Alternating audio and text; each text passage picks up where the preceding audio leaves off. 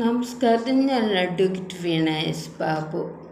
ഒരു civil case എപ്പോഴാണ് ഉണ്ടാകുന്നത്? അവിടെ ആരെയാണ് പാർട്ടീസ്?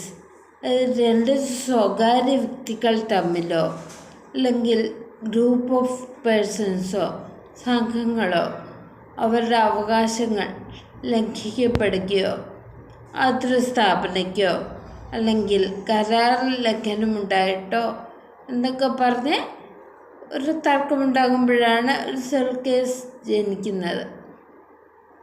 ഉദാഹരണത്തിന് എന്ന് പറഞ്ഞ ഒരാൾ വയ്യയുടെ ഓണർഷിപ്പിലുള്ള പുരയിടത്തിലെ വഴിയിലൂടെ സ്ഥിരമായിട്ട് സഞ്ചരിച്ചിരുന്നു.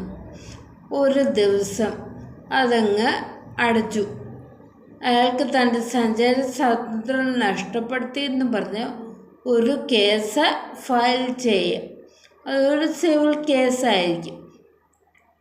ഇവിടെ സർക്കാരിൻ്റെ പങ്കൊന്നുമില്ല. സ്വകാര്യ വ്യക്തികൾ തമ്മിലാണ് തർക്കം, കേസ്. ഇങ്ങനെ അപ്പം ഫയൽ ചെയ്യുമ്പോൾ അവിടെ ഒരു തർക്ക വിഷയം ഉണ്ടായിരിക്കണം.